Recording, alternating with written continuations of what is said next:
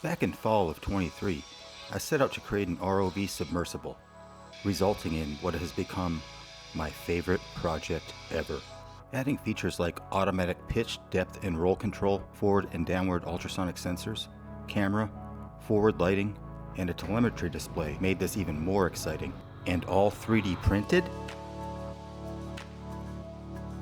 It all starts with this. I was giving our dog some medicine with a syringe, and it got me thinking, could this be the basis for a submarine ballast system? After watching several YouTube videos, I found that others have already proven the concept. I decided to move forward with my take on this subject and kick it up a notch. I will share key points of my design, development, and build process. I will show you how it works, what it can do, and how to print major components. Should you decide to build your own, I am sharing all the files in step format, including the assemblies as well as my code and other documentation. This is not a full how-to video, but with the files and documentation, it should be enough for many of us to work with. I plan to make more detailed videos to answer specific questions if needed. I ordered and reverse engineered some 500 milliliter syringes to create a model for the design. When the syringes retract, they pull in water and cause the ROV to descend. When they extend, the ROV surfaces. These actions can also be subtle to change and maintain depth. There is one on each end, driven with a gear motor and lead screw. There is a Hall effect switch on each end of the travel with adjustable positions and a magnetic potentiometer for position feedback, so I know exactly where the plunger is. Each ballast is automatically adjusted to level the ROV using an IMU for feedback and a proportional control loop. I chose a 5-inch diameter clear industrial PVC pipe for the hull. For the radio transmitter, I went with a 12-channel radio link model that was popular on Amazon. The fact that there's a mini DIN style plug in the back is a nice feature, because it allows me to power my FPV monitor and telemetry display from the controller. For the microcontroller, I was using an ESP32 during most of the testing. I ended up keeping it for the final circuit. I set up a test rig to develop the auto-leveling portion of the design. The process involves reading data from the IMU connected to the ESP32, Hall effect switches for extend and retract limits, and a magnetic linear potentiometer called a magnetopot, which is the plunger position input for my control loop. I chose to drive the motor with a motor controller and not an ESC for logistics reasons. The controller is 2-in-1 and compact. My plan for the interior core structure was a series of compartments separated by discs and 4 M5 all-thread rods for the structure. The roll of the ROV is controlled by adjusting 4 individually controlled flaps on the wings and feedback from the IMU. The wings are also where the thrusters are mounted. During propulsion, the flaps can control the pitch and depth when neutrally buoyant. I used a waterproof ultrasonic sensor for the forward obstacle sensing and another for the bottom clearance data. This is the clearance between the ROV and the bottom of the body of the water that it is in. Depth is measured by an absolute pressure transducer on the forward bulkhead, which outputs a voltage to a 16-bit ADC used for the calculation. The zero radius turning pointed me to submersible thrusters that I can vector with servos. Once I proved the ballast control, I started working on propulsion. I had narrowed this down to 4 different submersible thrusters I found on Amazon. To pick the best one, I set up a test rig with a load cell and an Adafruit current measurement breakout board connected to an Arduino Nano. I output the data via USB to Microsoft Excel using my favorite data acquisition plugin. I looked for the best thrust to current relationship to maximize thrust and battery life together. The thrusters are driven by ESCs. I decided to have 3 different modes for steering the ROV. Parallel, all 4 thrusters turn the same way relative to the control stick. Inverted, forward thrusters turn in the opposite direction as the aft. This mode is for zero radius turning. Manual or 2-stick mode, 1 stick for the front and 1 stick for the back. I use servos marketed as waterproof to control the angle of each thruster. I filled them with olive oil and sealed the housing using epoxy and waterproof coating to make them even more waterproof. All thrusters, servos, antenna wires, camera, LEDs, and ultrasonic sensors have wires that need to pass through either the forward or aft bulkhead while keeping the inside dry. For this, I used a few different sized submersible cable glands from McMaster Carr. I also made sure that the cables that went through them were round, PVC jacketed profile. The antenna wires were a problem from the start, since my 2.4 GHz control signal can only penetrate the surface of the water by a few centimeters. I had to decide between either bringing them to the surface to a buoy tethered to the ROV or a carbon fiber tube. The buoy seemed ridiculous, so I used the carbon fiber tube. This means I can only go as deep as the antenna is long, about 50 inches or 1.25 meters. I think the tube could be twice this length if more depth is desired. I created a breakaway coupling to protect the tube from strain. Also, my tube arrived broken, and this was my fix for that. There are 4 antenna wires, 2 for the radio link, 1 for the camera, and 1 for the ESP32 to transmit telemetry data. They are all on threaded connectors, so it will be easy to swap the rigid tube for a buoy or other concept. There are 2 UFL connectors on the radio link. I removed the factory antennas and installed 2 UFL to SMA female pigtails that I ran to the hub. I installed the camera and telemetry transceivers to the hub via their built-in SMA female connectors. Just searching for images of SMA connector types should be enough to understand SMA and RP-SMA. I think I ended up needing some adapters, but you will know what you need when you get to that part of the build. The antennas themselves are simply SMA extension cables that I stripped at the end to expose the inner core. I believe I stripped about 31 millimeters. To get a good seal through the cable gland, I pulled the antenna cables through a short length of 1/2-inch OD plastic pipe and filled with a potting epoxy, using tape to keep it from leaking out before setting up. The forward and aft bulkheads are sub-assemblies that contain the wings, thrusters, and servos. The forward also contains the camera, lights, ultrasonic sensors, and pressure transducer. The aft contains the antenna. The bulkheads are inserted into the pipe, and each are sealed with a pair of O-rings. The construction is a stack of discs, solvent cemented together, that hold the O-rings. I machined mine from ABS sheet, but they could be 3D printed with ABS or ASA and vapor smoothed. There are dowel holes to locate the discs in the stack and the stack to the cap. I say discs, but not everything in the bulkhead stack is a disc per se. Since I machined mine from 1/2-inch ABS sheet, I had to stack the machine profiles to create the exterior cap of the bulkhead. The dowels keep everything straight. I created a single-piece version for the exterior cap to be 3D printed from ABS or ASA. You'll need to add some modifiers in your slicer for blocking some supports and forcing 100% infill. This here is the duct for the ballast intake, which should not have supports because they would become trapped. The O-ring discs need to be printed in ABS or ASA and solvent cemented in pieces. I 3D printed most of the components for this build, but by weight, I machined more. Everything was designed to be able to be 3D printed, but when it came to size, I chose machining. I think the stack design works well for 3D printing too, because 3D printing ABS or ASA is prone to warping, but the geometry of each stack component will print more stably. You can then use ABS solvent cement to fuse them together like I did. Bulkheads connect to the hull with 4 M6 screws into sleeves mounted on each end of the pipe. Each sleeve is fixed to the pipe with 8 set screws. I created about 1 mm deep divots with a 3 mm drill bit and pin vise in the pipe for the set screws to get trapped in.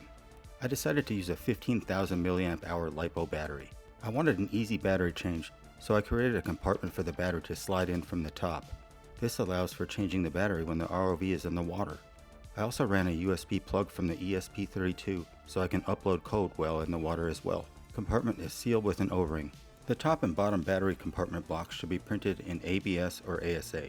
They are located to the PVC pipe hull with 2 dowels each. When I say dowel, I mean 1/4-inch ABS rod. To drill the dowel holes in the pipe in the correct locations, I created a drill fixture that slides over the pipe and locates them relative to each other, as well as the bulkhead sleeves on each end. I then use those dowel holes to locate a fixture for cutting the battery clearance on both top and bottom. I mounted the compartment blocks to the hull with conversion solvent cement for PVC and ABS. I installed 2 flathead screws from the inside of the pipe going out to each block to add some mechanical fastening. This required me to chamfer the hole from the inside by hand with a chamfer bit. For the battery measurement, I decided to try something new. I used an Adafruit current sensor board to measure the current every second. I then add up all the measurements multiplied by the 1-second interval to get a value of milliamp hours.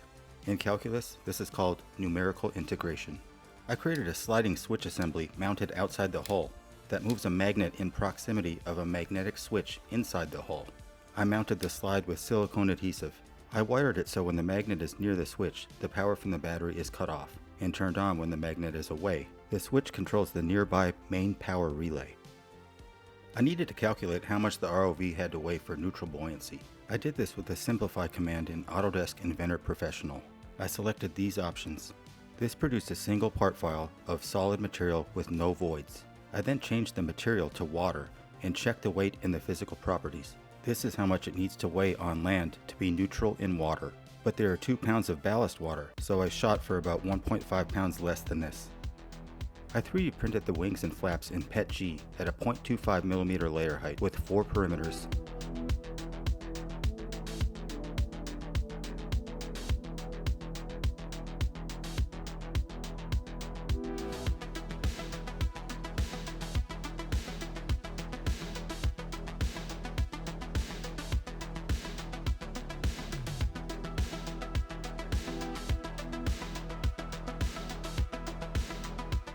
I made sure the wings were printed with enough infill to make them neutrally buoyant or on the verge of sinking or heavier.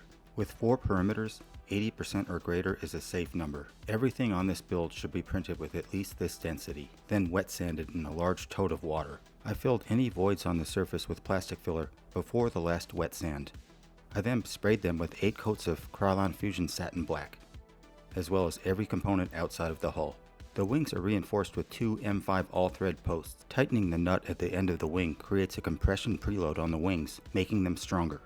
The cables for the servo and thruster go through the wing and the wing mount to the face of the bulkhead. I needed to combine 2 ultrasonic sensor cables outside the hull, so I created a small compartment to join them before filling with potting epoxy. I used serial Wombat I/O expanders to read my radio input and send to the ESP32 via I2C. They also provided extra I/O pins. I used a PCA 9685 PWM driver to control my thrusters and servos. I used an ADS 1115 for all analog inputs. The Adafruit current sensor is right here. All of these are I2C devices. On the other side is the receiver, ultrasonic boards, IMU, ballast driver, relay for camera light, and power distribution that includes buck converters. I knew the ROV was going to weigh around 52 pounds on the dry dock, so I created a thruster guard that will allow it to sit on the ground, keep level, and protect the thrusters. I had mine cut at work on a 5-axis laser out of steel. If you don't have access to a laser, you could create your own 3D printable version using the step files of the assembly. It really doesn't need to be that strong because most of the load is taken on the tow bars. I wanted to incorporate some lights into the hull, so I created a sub-assembly that houses addressable LED strips on the forward and aft of the ROV. Red on one side and green on the other for situational awareness, and ballast status light on top. The camera and light assembly mounts to the forward bulkhead on 4 standoffs. The LED ring is an array of holes where the LEDs are inserted. After soldering, I filled the pocket with potting epoxy. The camera is covered by an acrylic dome sealed with a foam gasket that I cut on a craft laser. You could also just print the gasket file to use as a cutting guide. The camera dome is somewhat protected by the forward tow bar and cap nuts at the end of the M10 all-thread. There are large strainers at each bulkhead for ballast intake. I created a cover for the thruster servos to keep the flow more laminar over the control surfaces. They are fixed with 2 set screws. The aft bulkhead is mounted to the core assembly, so the core slides out with the bulkhead. I didn't want to mess with water hoses at the bulkheads, so I installed a straight barb on the bulkhead and inserted a very thick silicone tube that slips right over the tip of the syringe when the bulkhead is inserted. There are 10-pin quick connectors at both bulkheads for the wires. This allows each bulkhead to be taken off and away from the core assembly. I knew weight balancing was going to be critical, so I created 2 M10 threaded shafts on the bottom for adding movable weights along the length. This also moves the vertical center of mass closer to the bottom, keeping roll in check. I also added 2 weight compartments that I filled with BBs and installed on each ballast motor compartment. For the telemetry data display, I created some symbols in Photoshop to represent each piece of data. I used these graphics in the NextGen editor to create my display.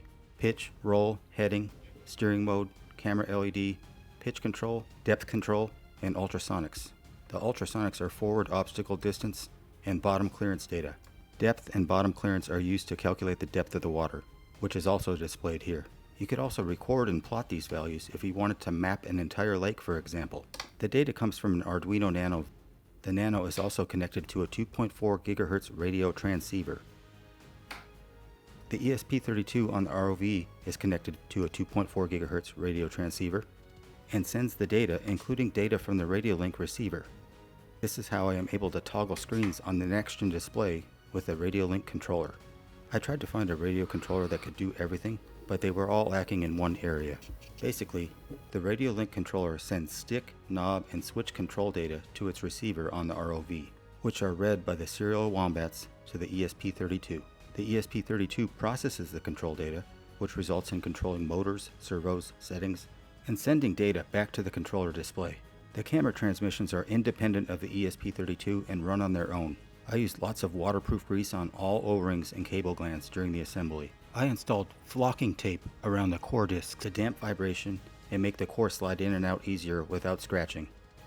The last thing to do before going into the water is insert the joined core and aft bulkhead assembly into the hull.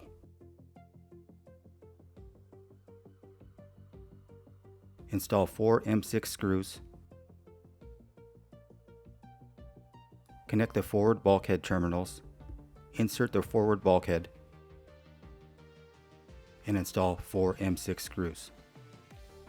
Install the battery and battery cover. I recommend having the ballast extended all the way before installing the battery cover to maximize pressure inside the hull.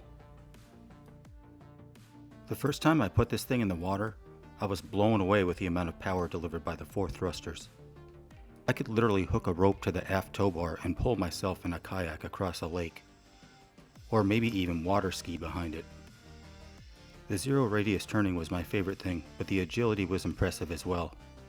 When in parallel steering mode, the ROV does roll a little when thrusting directly sideways. This didn't cause any issues, and it was expected, since the thrusters are below the center of mass, causing a moment about that axis. Make sure to use an absolute pressure transducer. The reason is that the transducer is measuring the pressure outside the hull, which is then used to calculate the depth of the ROV. When the ballasts pull in water, they also compress the air inside the hull. With the transducer not being absolute, it's only measuring the difference between the pressure inside the hull and the pressure outside the hull. Since the pressure inside the hull is changing, a differential pressure transducer is useless. The hole in the forward bulkhead is for the transducer. Make sure to tap it the right size for your transducer. This was my favorite project ever because of the variety of disciplines involved. To me, it's not a project if I didn't learn a lot from it. What we have in the end is a submersible watercraft that is very fast, agile, and can dive into the water as deep as 1.4 meters very elegantly. It can turn on a dime, has semi-automatic controls, and a versatile infrastructure for modifications and additions. The battery life is fantastic. I never drained the battery in all my testing, which was at least 90 minutes each time. There are many modification possibilities with this build. For example, we could put a GPS module on the top of the antenna tube and do fun things with that. We could add an SD card reader for data logging, add a robotic arm. The options are only limited by your imagination. I've even considered removing some weight so that it floats just the right height for the wings to become adjustable hydrofoils. I hope I've helped spread this project bug and you decide to build your own. This is a big project, and being familiar with microcontrollers and mechatronics is going to help you, along with 3D printing knowledge. I can assure you this project will force you to learn and open up new doors for future projects. If you have any questions, leave them in the comments. Also, don't forget that reading the comments section is a good way to find answers. Download link is in the description. Thanks for watching. I'll see you next video.